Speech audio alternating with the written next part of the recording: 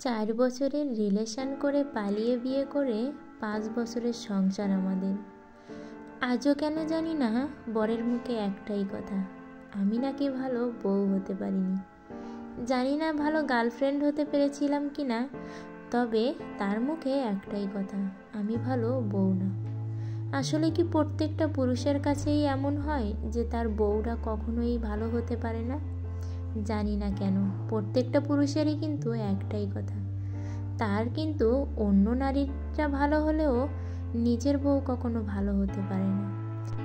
আমার হাজবেন্ড যখন আমাকে বলে যে আমি নাকি ভালো বউ না, বিশ্বাস করুন আমি মাঝে মাঝে হাসি আর মাঝে মাঝে কেঁদে ফেলি। তবে হাসতে হাসতে ভাবি যে আসলে আমি কি এমন খারাপ, কিংবা আমার ভিতর কি এমন খারাপ গুণ আছে যে আমি নাকি ভালো বউ হতে পারি না। আমি না সত্যিই ভেবে পাই না। শুধু হাজবেন্ড ছাড়া আশেপাশে যাদের সঙ্গেই মিশি আজ পর্যন্ত, যারা আমাকে চেনে, যারা আমার সঙ্গে কথা বলেছে, কেউ কখনো আমাকে খারাপ বলতে পারেনি, বরং সবাই ভালো বলেছে। শুধু একমাত্র ওই ব্যক্তিটার কাছেই আমি ভালো বউ হতে পারিনি। তার ভীষণ অপছন্দের কাজ তার মুখে মুখে কথা বলা।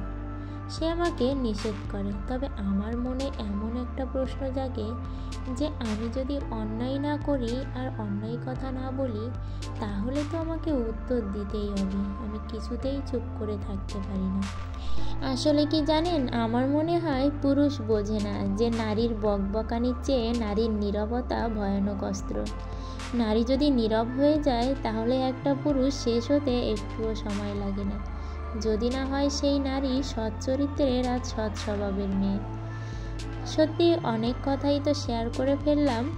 এসব কথাগুলো না সত্যিই সোশ্যাল মিডিয়াতে বলতে চাই না, কিংবা বলতে ইচ্ছে হয় না। তারপরেও না মাঝে মাঝে কিছু মনের কথা বলার জায়গা না থাকলে সত্যি এখানে চলে আসতে হয়। তাই আজ এই ছোট্ট কথাটা শেয়ার করলাম। আসলে একটু বলো তো আমাকে কমেন্ট করে, কেন পুরুষের কাছে তার বউরা ভালো হয় না? সবাই ভালো থেকো।